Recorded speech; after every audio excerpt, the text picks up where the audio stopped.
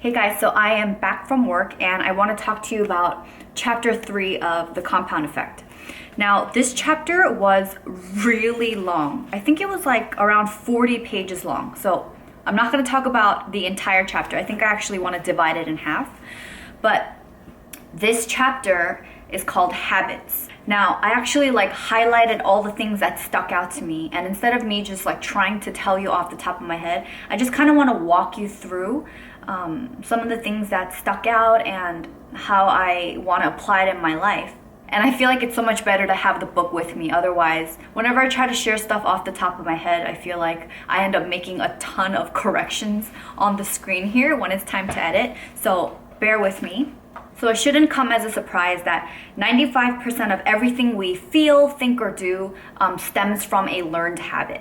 And the author talks about how all great achievers, like CEOs and leaders, they have one thing in common, and that's that they all have good habits.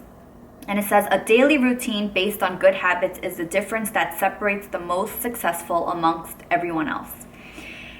It doesn't mean that some people are necessarily more intelligent than others, but it's that they have a good routine down. One example that he uses to talk about this is this one basketball player who is not necessarily the most graceful or the most athletic, but it was his relentless dedication to practicing that made him such a great basketball player. His habit while he was growing up was to practice 500 free throw shots every morning before school. And one thing that really stuck out to me here, it says, this chapter is about choosing to make up for what you lack in innate ability with discipline, hard work, and good habits. And this totally makes sense with where I am right now with dance. I'm not a natural born dancer. I don't think I'm uncoordinated. And if I grew up playing organized sports or something, I think I actually would have been pretty good.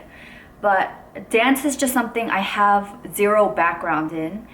And once I read this, it made me feel a lot more comforted in the fact that it's okay that I don't have this natural talent, and I have to just work 10 times as hard by just disciplining myself, by practicing, and not beating myself up during the process. It says, with enough practice and repetition, any behavior, good or bad, becomes automatic over time. And the hopeful thing for all of us is, since every habit is a learned one, we can actually unlearn the habits, the bad habits that are not serving us well. Another example that I enjoyed in this chapter was the power of small adjustments. He explains this example of a plane traveling from LA to New York.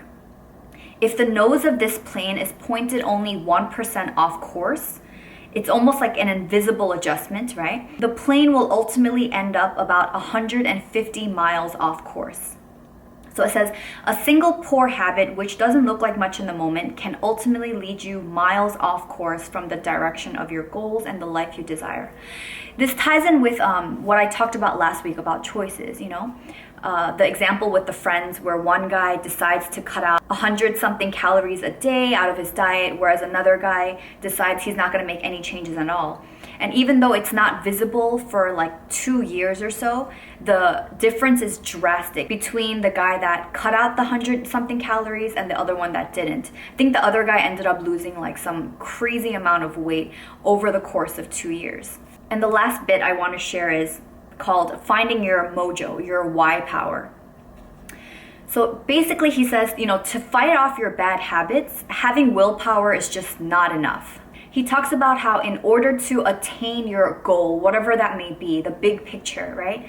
You have to find why. Why are you doing this? And your choices are only meaningful when you tie them in with your dreams and your values. So they have to line up. So whatever your why is, why am I doing what I'm doing to achieve this goal, has to be something that is fantastically motivating to you. He says the power of your why is what gets you to stick through all the grueling and the mundane. And I briefly talked about this in my Dance with Fear intro. About how my process of getting over this fear and learning how to dance is not going to be sexy. It's going to be totally embarrassing and awkward. But I needed to come back to Like, why am I doing this? It's not to become the best dancer, right? And actually, last Wednesday, when Brandon and I got home from date night, we started this brainstorming session based around our word for the year. And I actually started vlogging the beginning stages of this brainstorming. We're not quite finished yet, but I want to share the process that we took to really define our why. Goal setting for 2016. Here's the leader of our family taking charge. Well, I want to start off with impact, right? So I want this to tie into everything that we do, right? So it'll all funnel into. By the way, impact is Brandon's word for 2016, and my word is dance. And we have that written on our fridge. And so first, what I want to discuss before what our goal is, why. Why is this important, right? And I think this will help us when we go off track to understand, okay, well, we have all this stuff to do. Why am I doing it? Why am I doing it? And it's got to tie in with our word for the year, but also who we are as people and what we're designed to do, right? Mm-hmm. But I think what's good is that these words are highly relevant to us and where we're at right now. So that's kind of where, I want it to funnel up into what we do, why we're doing it, and sort of the reminder word, if you will, about our priorities for this year. Do you want me to start? Yeah, I mean, sure, why not? This word is important to me because it is helping me exercise fear, which I would normally run from. I would say overcome. Overcome fear.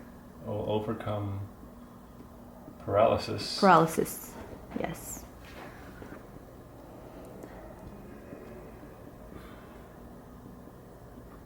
I love how the light is highlighting dance right now.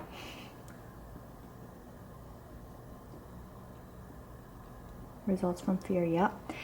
And I hope to inspire anyone that may be struggling with this. So this is bigger than myself. What about you, babe? The reason I want to make an impact is because really there's important work to be done. I've been given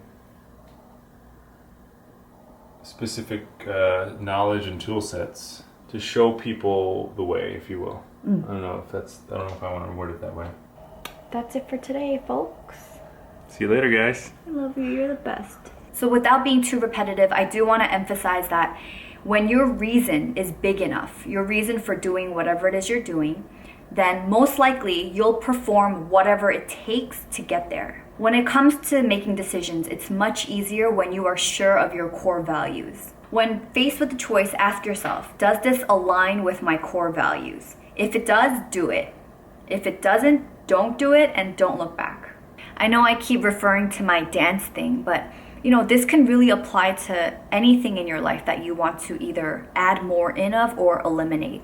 So like from this morning, I showed you guys, when I tracked my snacking habit, that's something that I really want to work on. There's just so much content in this book that I'm still processing myself. So I feel like as I'm talking to you, I'm not doing this book justice. And so if you guys are interested in just digging deeper, I highly recommend you pick up this book.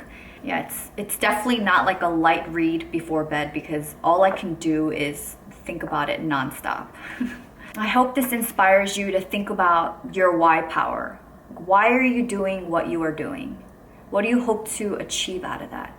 And next week I want to talk about goals and stuff because that's the next part of the chapter. I haven't actually written out any concrete goals and I need to. So I'm hoping to be able to share that next bit with you soon. So for this week, I would like to challenge myself and you to identify 3 good habits that you have or want to work on to achieve and support like your ultimate goal. If you guys already know what your goal is. It's hard for me to say right now, like I said, because I haven't clearly stated what my goals are. But for example, I think one good habit that I can work on is to practice dance for 30 minutes a day. I want to say that I practice an hour a day, but I feel like it's too much of an overcommitment for me. So I want to start out small. Please leave me a comment below because I'm really interested in hearing what good habits you already have and what you'd like to incorporate in your life this week. Thank you guys so much for watching, and I will see you next Monday. I hope you guys have a great week. Bye.